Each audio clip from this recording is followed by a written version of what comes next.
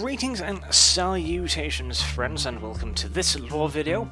Now, this is going to be a little bit different from the other ones, simply because I will be talking about a minor faction here. In this case, it is the Darvizar, the Chaos Dwarfs. Or, as they call themselves, the Dwarves of Fire. Now, the first difference is the fact that this will be a pure lore video. I will not be doing an army video, simply because the closest thing we have to an army, a book with an actual army list, is the very old one, which is the one I originally owned about 10-12 years ago at this point. No, more actually. It's very old, which means that it is not up to date in any real comparison to modern Warhammer, and so the stats are all over the place. Or there is potentially the fan-made one, but I'm a little bit hesitant to use that either. Instead, I will do a rough explanation of how the army works and how it would fight. So, to begin with, what are the Chaos Dwarves? Why are there Chaos Dwarves? Are they dwarves, or are they another species? I mean, they've got those cute little snaggly teeth after all, and despite being roughly the same, well, size, they do look a fair bit different from your average World Edge Mountain Dwarf. So, what are they? Well, during the very early days of the Warhammer universe, where the dwarves first started to spread throughout the world, there were a fair few dwarves that, well, just figured that, you know, we've taken over the World Edge Mountains, we've scattered about the lower lands, but surely there must be more to the world than this. I mean, our ancestor gods led us this far, but why stop now? Surely there are infinite amounts of untapped natural resources if we just keep going. And so, many dwarven clans started a bit of a migration towards the north and the east. Now, the dwarves that headed north are presumed wiped out, essentially. But the ones that headed northeast, reaching eventually the mountains of Morn, the massive second mountain chain that separates the old world from the lands of Kathi and Nippon, these dwarves fared somewhat better, one should probably say. Though separated from their dwarf fellows during the first storm of chaos, when the warp gates first collapse, they were not able to take shelter in deep, pre-built mountain halls like their cousins. And as such, they were ravaged by the full force of a chaos storm. Now, even back then, the dwarves were already quite resistant to magic, so while any normal human settlement in the same area would have been wiped out in minutes due to uncontrollable mutations, the dwarves could still live in the area. However, gradual mutation and corruption started to take its toll upon the Chaos Dwarves. Infants were born with hideous mutations, and even fully grown dwarves started to show symptoms of mutating. They started growing extra limbs and all manners of horrible things, and in many cases, the mutations were so catastrophic that they would kill the host. And as the storm of chaos dragged on and on, the dwarves had practically resigned themselves to death by mutation, starvation, and a slow, grinding destruction. However, there were those amongst them that decided that this was not to be their fate. They cast aside their ancestor gods, calling upon anyone that would listen. If they would only save their people, they would dedicate themselves to their service. And something answered. From the dark sky came a giant, demonic red bull with massive black wings. This creature named itself Hashut. Which raises another question. What is Hashut? What is he? Why is he here? And from where did he come? Well, we don't really know. There are theories that he was a bloodthirster of Khorne who rebelled against his master. Now, this sounds remarkably implausible, simply because bloodthirsters are, well, they are fragments of Khorne. To think that one of his fragments would rebel against him seems like a wee bit of a stretch. Some say he is the spirit of a mighty volcano given life by the mutating powers of chaos. I actually prefer this one. I like it because, well, you're in an area with a lot of dwarves who are calling out desperately for salvation. Well, who's to say that their desperate pleas for salvation did not give birth to some entity in the warp? At least it sounds more plausible than that he is a disgraced chaos god that was thrown from the heavens by his brethren, which is another theory, that he literally was thrown out of the heavens by the 4 primal chaos lords, which, not even entirely sure that's possible, to be honest, so that one seems like quite the stretch. So personally I prefer the theory that he's a spirit, a demonic lord given power by his dwarf followers. What is certain, however, is that Hashut is most definitively not the god of flowers and puppies. He is a cruel god, the god of industry, of burning, of slavery and fire. And he demanded a tribute from the dwarves. What exactly this tribute was, we do not know for certain. What we do know is that the mutations racking the dwarves subsided, or stabilized, perhaps would be a more correct term, as they still bore the mark of chaos upon their bodies, their once lustrous beards having turned black as coal, and their mouths now having long fangs. In all due probability, the contract was, well, for the souls of the Dwarfs, as they are now essentially bound to an eternity of religious servitude to Hashut. However, terrible as the price may have been, Hashut was as good as his word, leading the dwarves to a massive meteoric crater in the foothills of the Mountains of Morn. The crater was incredibly rich in minerals, gems, oil, coal, and all of the things the Chaos Dwarves would need to survive and build a thriving, industrious power. It was also the home to many greenskin races, orcs, goblins, gnoblars, and hobgoblins, and so offered a ready supply of slave labor. And this is where the first major divergence from the dwarves of the World Edge Mountain starts to rear its lovely snaggle-toothed head. You see, as part of the compact with Hashut, the dwarves gave up their runic heirlooms, their ancestral weapons and equipment, and in return they were given the power of sorcery.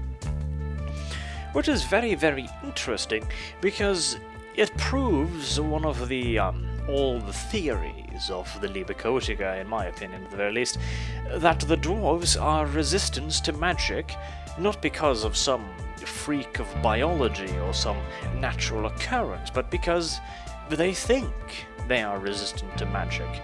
They're completely and wholly convinced that magic cannot hurt them, and as such, magic cannot hurt them, and magic cannot use them.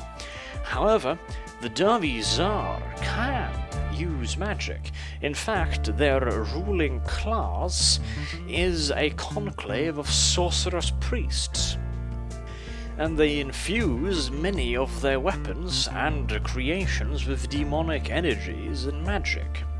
They also seem to lack the magical resistance of their brethren in the World Edge Mountains, as while they are fairly resistant to mutation, they can use and be killed by magic. And Chaos Dwarf magic is a very, very nice lore of magic, which is no longer, sadly, canon, but it is essentially well, it's almost like fire magic, bright magic.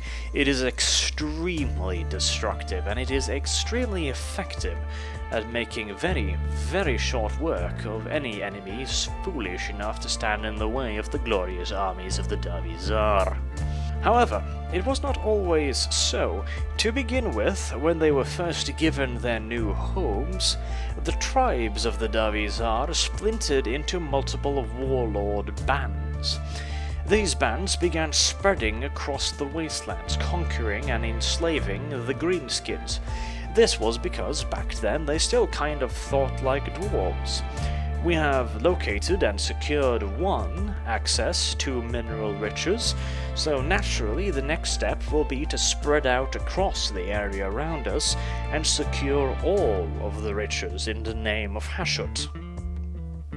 This period began some 3,000 years before the birth of Sigmar and was known as the First Kingdom.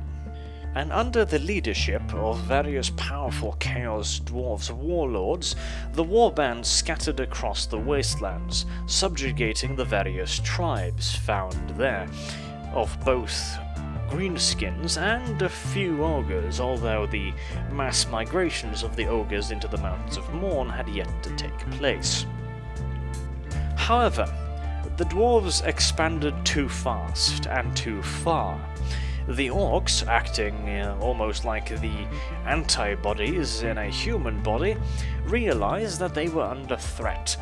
Their reputation grew fast, and what does an orc do when he knows that he has a neighbor capable of putting up a fight?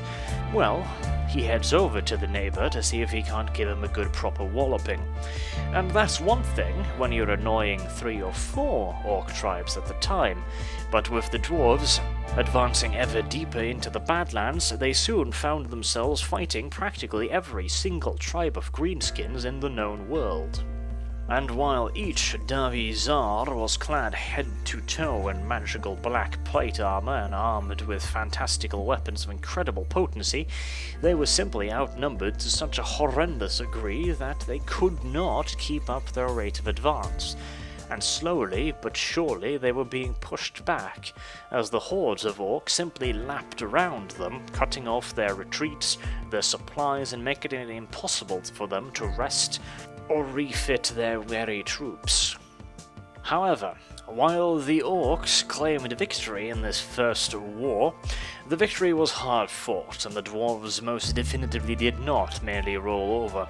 Over a span of 400 to 500 years, the dwarf empire expanded and then contracted into their main holding in the crater of Zaraduk. And with their foe seemingly defeated, the orcs got back to business as usual of beating up each other rather than attempting to finish off the Chaos Dwarves. Now, many Chaos Dwarves have attributed this seemingly miraculous change of priority to their god Hashut. Personally, I think that the orcs simply just got bored of sieging the dwarves in their immaculate fortifications they had built around the crater and, well, just started fighting each other instead. It was easier, after all. And after a war lasting several hundred years, there were probably some right proper kick-ass orcs around, leading their own warbands and figuring out that, well, if the dwarves are just gonna sit there, I'll go grab my glory somewhere else. And this period of reprieve is probably what saved the Chaos Dwarves from annihilation at the hands of the measly greenskins. Now, after the failure of the warlords, power was seized by the priests, the sorcerers. And they promised, much like every single politician throughout history, to lead the Chaos Dwarfs to glorious victories yet again. And they did this by telling all of the warbands' war leaders that you're not supposed to be rampaging across the Blacklands fighting random orcs, so they promised victory by telling them to stay at home and practice their knitting.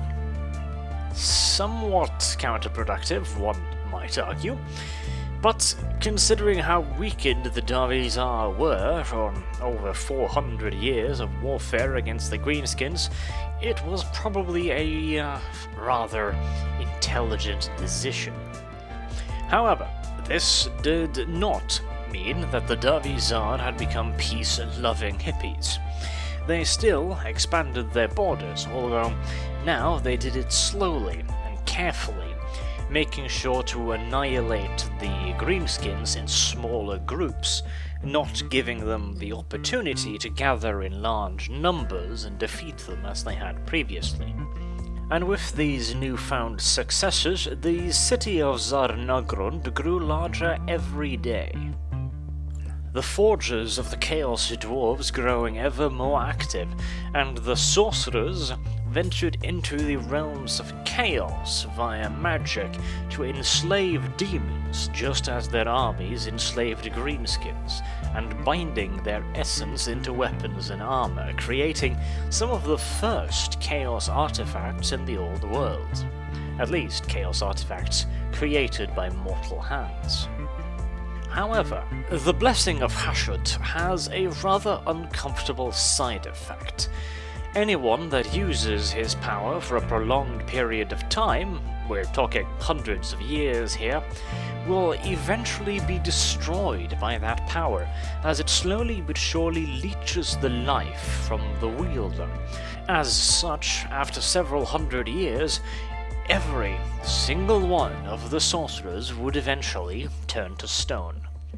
However, after having abandoned their runic weaponry and equipment, the dwarves were now far more vulnerable to the corrupting power of chaos than their mountain-dwelling brethren, and as such a reasonably steady supply of new dwarves with the gift of magic were born.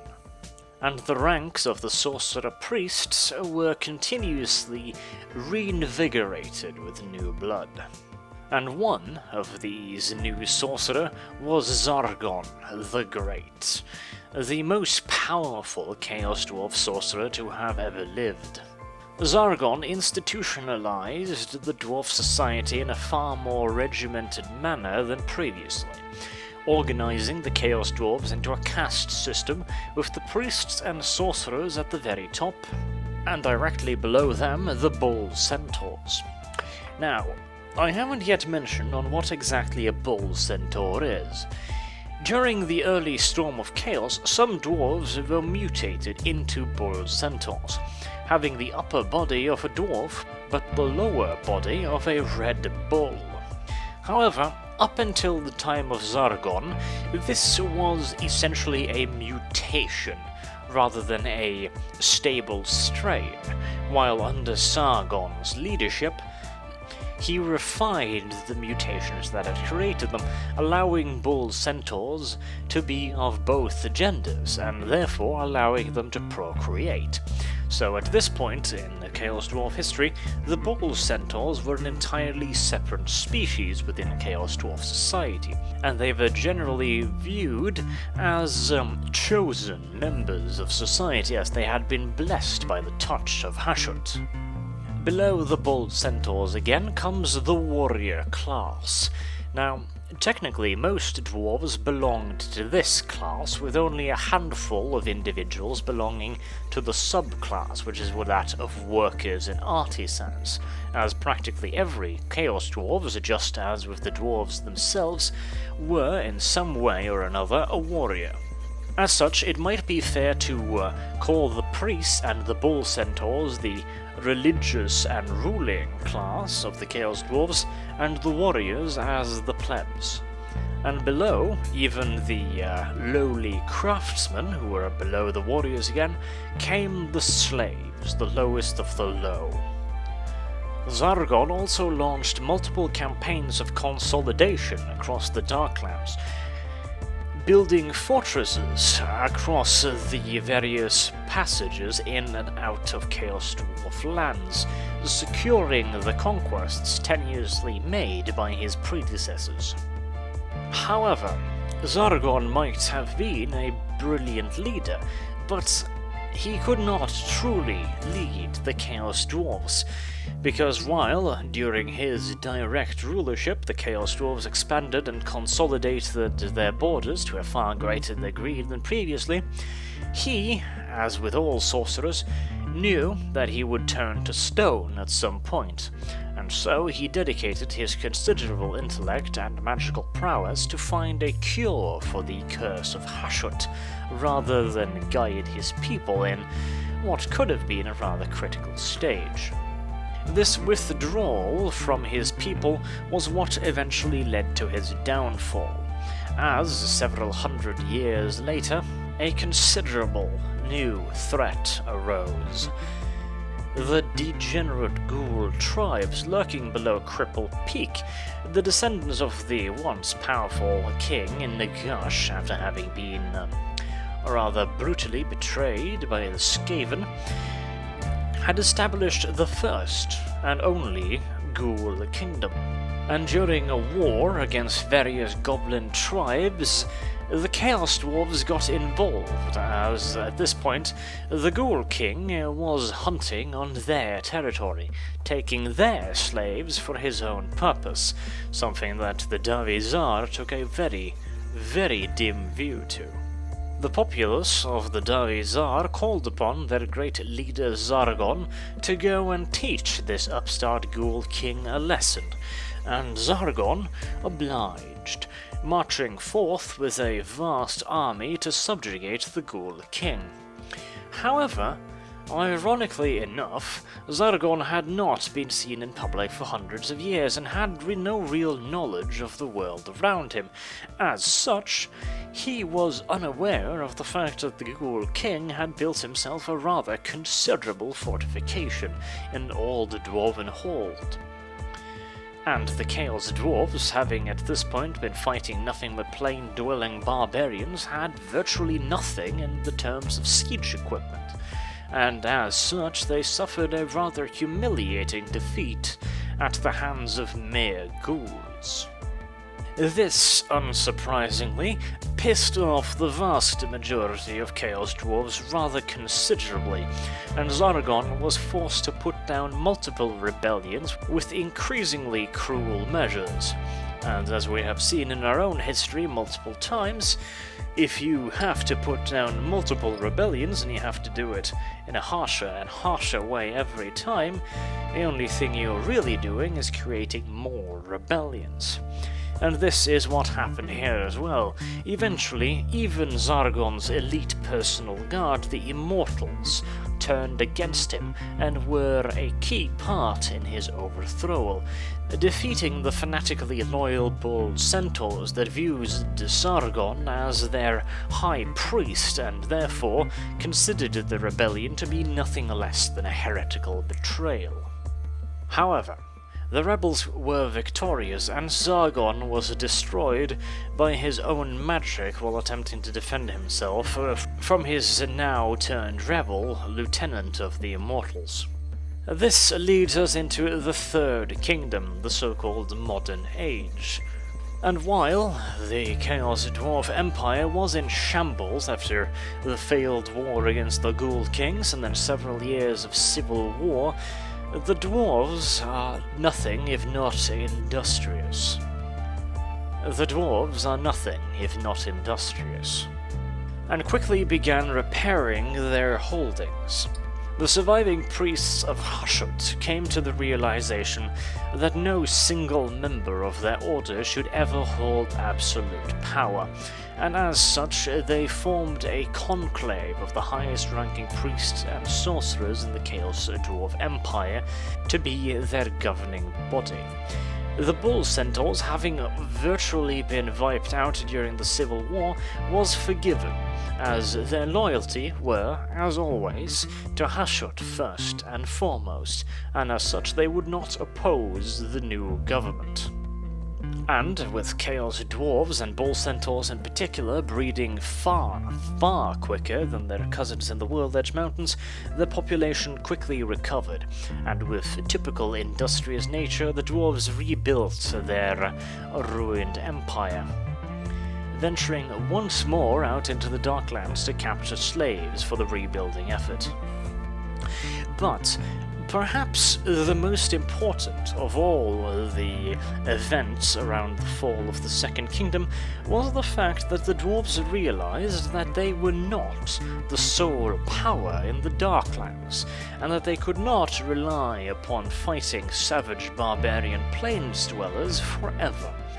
As such, they began a program of innovation, something that most dwarves would look upon with great scorn, and the Chaos Dwarves themselves had considered a waste of potential, if anything else. Their weapons and armor had served them just fine up until this point. Why would they need anything else? However, the defeat at the hands of the Ghoul King and his fortifications proved to the Davizar that it was time to start innovating. As such, the Davizar are far more innovative than their western cousins, having created a large range of weapons that the dwarves themselves would consider horribly unstable and not fit for any sort of real service. Additionally, the Davizar have no limitations on using magic in their crafting methods, and this has allowed them to create demon engines. Now, what is a demon engine, you might ask? In its most basic form, a demon engine is some form of metal suit. It could be something as simple as a suit of armor, for example, or something so intricate as a massive automaton beast. But essentially, it is engineering infused with the power of a demon. In the case of an empty suit of armor, it would now have locomotion. It could fight. If you gave it a weapon, it is now essentially a killing robot. The amount of metal, so to say, that could be animated in this way is dependent primarily upon the ease of movement. So, how to explain this? Well, if you have a limb, let's just say, that is just a solid piece of steel. It's just a limb made in steel. It will require a ridiculous amount of demonic energy to be able to move that limb. However, if the limb has a joint, operated by gears for example, so the limb can bend freely without demonic manipulation, then it will require a far less amount of demonic energy to actually move it. So, while in the realms of chaos, demons can maneuver massive behemoth demon engines the size of cities with little or any real problems, in the material world, a lesser demon could perhaps operate something along the lines of a suit of armor without aid. So, if you make a mechanical doll, I suppose, that can move. You can move its arms, you can move its legs, you can bend its limbs, all of these things. It will require far less demonic entity, and as such, a minor demon might be able to control something perhaps twice the size of a man, and indeed, the Chaos Dwarves have been able to create demon engines of considerable size and destructive potential. They have also got a pretty long tradition of binding demons to weapons, which makes the weapons a whole lot more potent now that they are powered by a demonic entity. Other than that, the dwarves have of course realized the potential of gunpowder, creating muskets, rocket artillery, massive cannons, and blunderbusses, but they have also fused magic with artillery, creating the fearsome Hell Cannons, which is essentially a demon that has been bound within a framework of flesh and steel, firing globulets of pure warp energy dragged directly from the realms of chaos. This is, to say the least, an absolutely horrifyingly devastating way of making artillery. However, after multiple wars and a massive civil war, there just weren't that many Davizar left, and as such, they had to acquire even more slaves. Now, the problem with that is the simple fact that the vast majority of their slaves were orcs, and orcs are not the most cooperative of creatures, and as such, having a slave population that vastly outnumbers the ruling class made up entirely of orcs is, well, it's a disaster waiting to happen. Now, there is a theory that the Chaos Dwarves created the Black Orcs. Personally, I don't subscribe to this simply because it requires the Chaos Dwarves to be remarkably stupid, as, well, they know that the orcs are extremely rebellious because they like to fight. They also know that they can control them because they are extremely stupid. So, it seems like a bit of a leap of logic to think that the Dwarfs, being remarkably intelligent creatures for the most part, would say to themselves that, hey, you know what would make the orcs a hell of a lot easier to control? What if we made them bigger, stronger, and smarter? But we still let them remain orcs with their innate desire to beat the shit out of everything around them.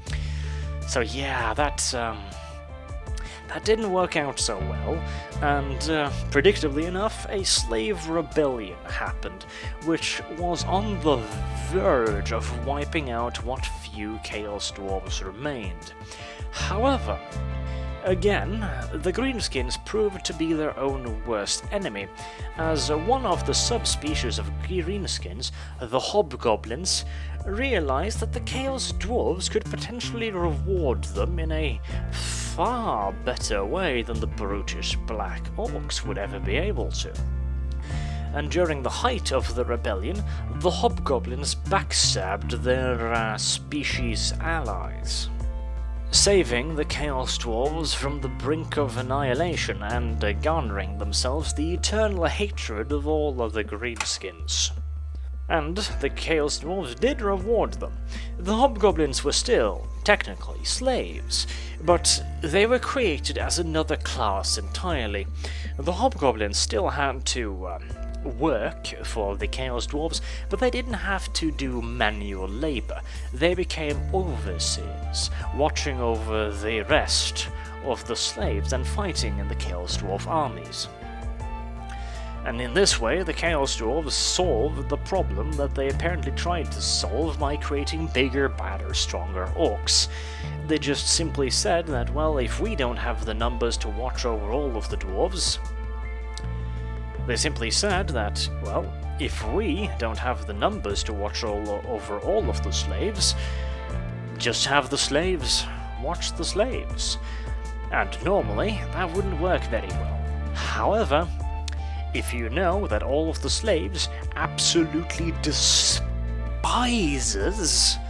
another bunch of slaves, then putting one in charge of the other is a pretty safe bet. Now, in modern times, the Chaos Dwarves find themselves at a bit of a crossroad. They have, up until this time, never really tried to expand their borders beyond the Darklands. They only have a single city, that of Zargon, a gigantic sprawling pyramid in which lives virtually all of the Chaos Dwarves and in which is located the vast majority of their industry. The massive pyramid has the Temple of Hashut at the top, with the sorcerers' quarters below it and the warriors' barracks and armories below that again, with the artisans' workshops below that, and the factories and slave pens at the very bottom, reflecting the caste system of the Chaos Dwarves. The Chaos Dwarves do have several holdings throughout the Darklands though, for example the Tower of Gorgoth, which was placed on the rim of an active volcano, a massively tall spire of black iron that pierces the very sky itself, standing as a constant reminder to all of the Greenskins in the Badlands that wherever they are, wherever they may hide, the eyes of Hashut is always upon them. And there are dozens of smaller fortresses, enclaves and mining outposts scattered throughout the Darklands, providing the city of Zargon with all of the mineral riches it could ever require, transporting the vast majority of them along the River Ruin that leads directly into Zargon. This constant stream of mineral riches fuels their economy quite nicely. The Chaos Dwarves are a fairly wealthy people, garnering much of their wealth from a somewhat unexpected source, namely trade. Which you might wonder, well, they're slavers.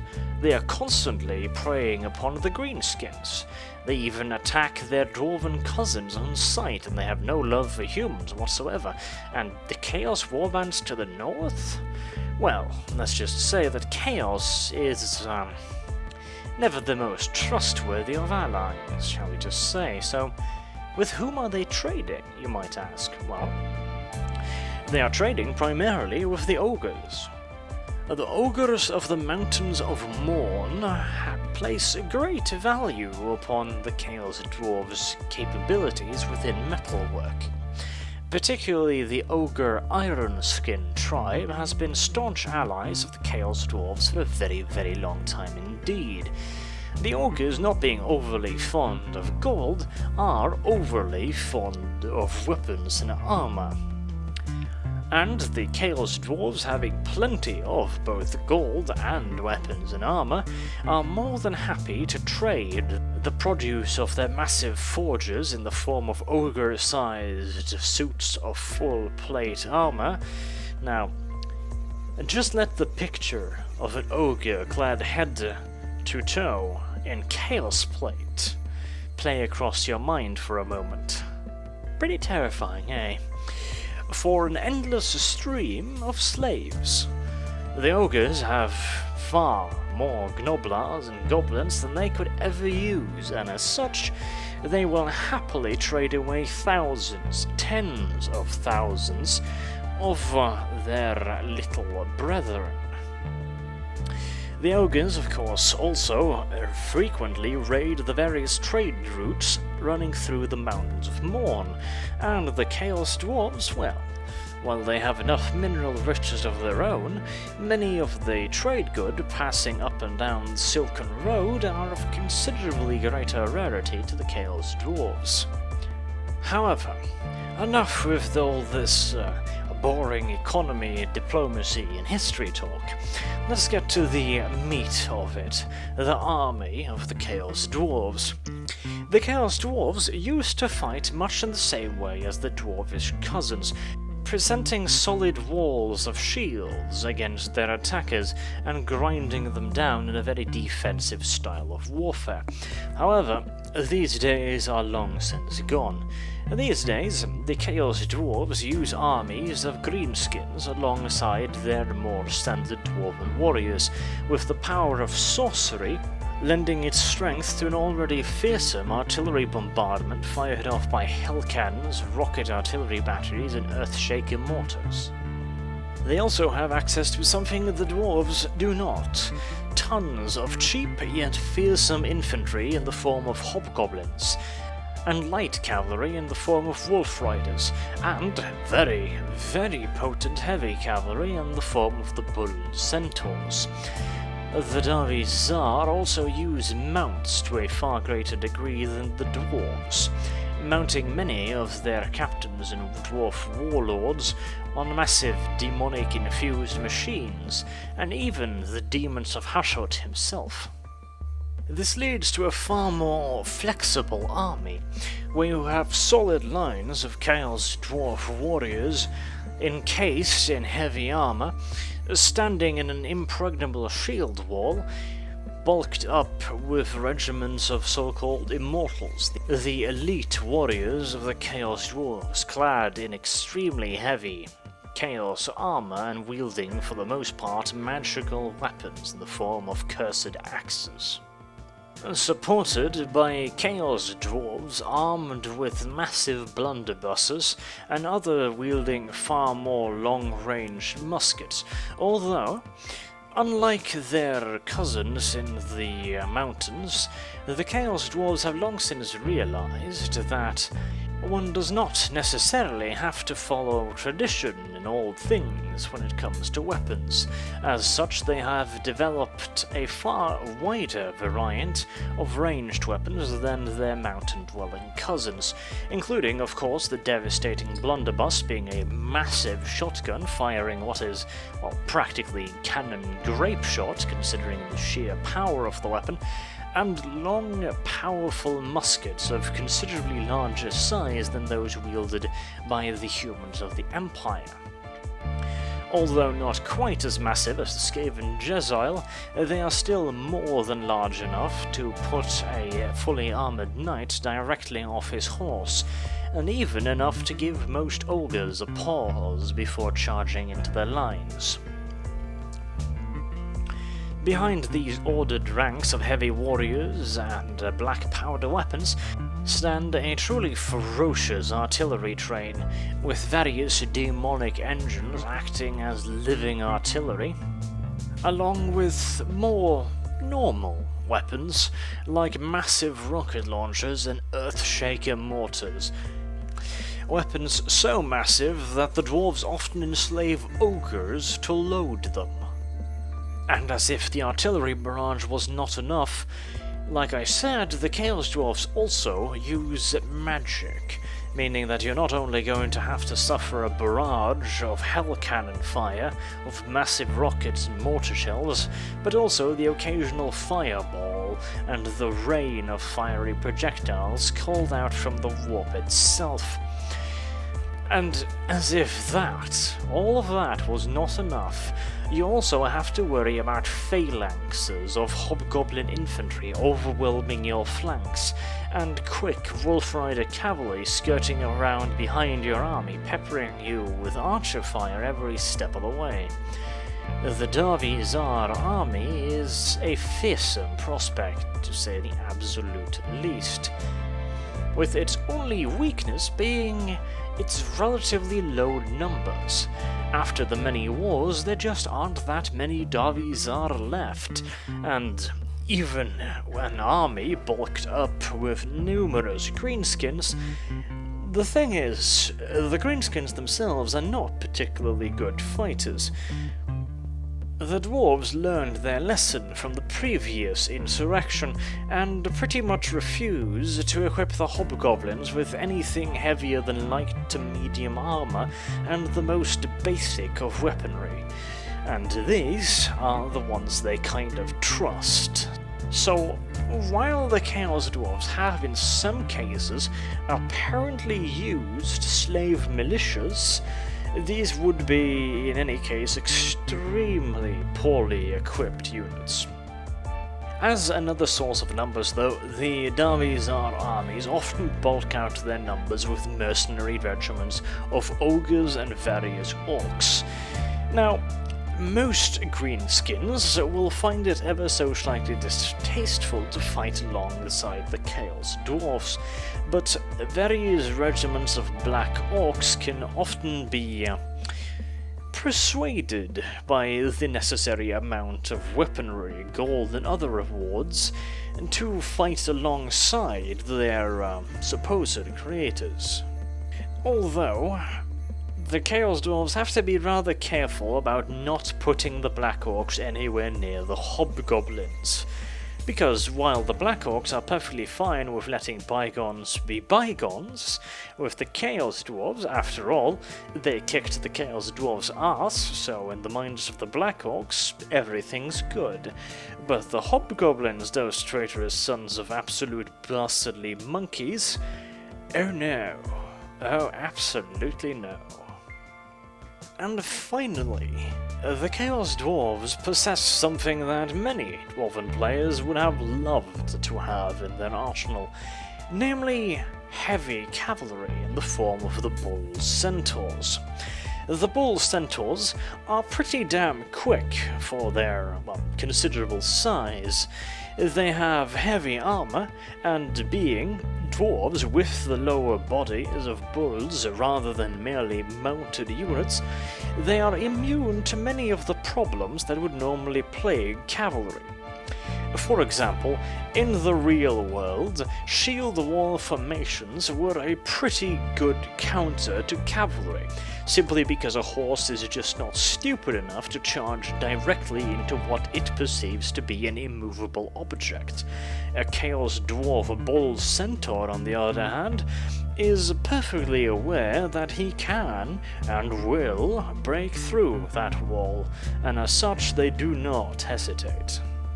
And this, along with a flaming special attack, a very, very good armor save, and an immunity to psychology, makes the Bull Centaurs some of the finest shock cavalry in the Warhammer world.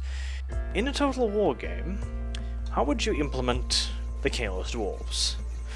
Well, you'd have to implement a system of slavery, which could be a little bit problematic because Creative Assembly has a system of slavery in Total War games, certainly, but it's a very, very, very basic system.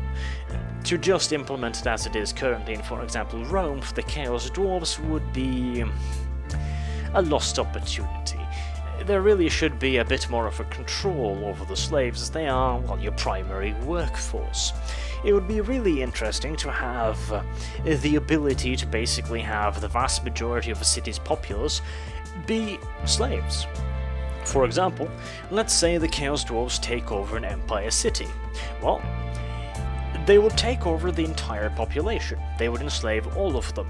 If you leave the city with absolutely no garrison, it is going to revolt immediately, giving the Chaos Dwarves a much slower, more gradual, fortifying kind of play. You take a city, you fortify it, you build up the garrison, you make it near impregnable, you move on, you take the next city, and so on, and so on, and so on, in a slow and brutal grind, much like how the Chaos Dwarves should be. As for their army, I think most of it would be relatively easy to be implemented. The demonic engines could potentially be a problem, but honestly, if you just, you limit it to iron golems, you limit it to mounts, like they have a demonic engine that is essentially a statue of their god Hashut that has been given demonic life and used as a mount. You could do that relatively easily, but the proper huge demon engines, the things that are the size of multiple houses, would probably be just a wee bit problematic. The artillery could also be a little bit of a problem simply because they have a lot of it, and they also have numbers. You could potentially end up with an army that would be relatively hard to balance, as the army would have tons of very powerful elite heavy infantry, coupled with very numerous infantry in the form of hobgoblin chaff units, along with very good artillery, very good light cavalry, and very good heavy cavalry, so they would have to be very expensive to force you into making a bit of a balanced army. A Chaos Dwarf army really should consist of like 3 to 4 units of greenskin for every unit of Chaos Dwarves, and so the Chaos Dwarves should be very, very expensive, but you should be able to recruit them in any numbers you would want. There should not be limitations on them, even though a limitation might be logical due to their falling numbers. It just wouldn't be very fun, honestly. Lastly, I'd like to mention the sad fact that the Chaos Dwarves are a very old army, and they are not, currently, really canon. We know the Chaos Dwarves are still in the Warhammer universe, we still know that they are technically canon and they exist, and we have received some pretty nice models from Forge World, which is a branch, I should probably say, of Games Workshop, but we have not received any rules now for many, many, many years, so I would be very surprised if we saw Chaos Dwarves in Total War Warhammer, but I would also be very, very pleased. Until next time, I have been Arch. Thank you very much for watching, and have a good day.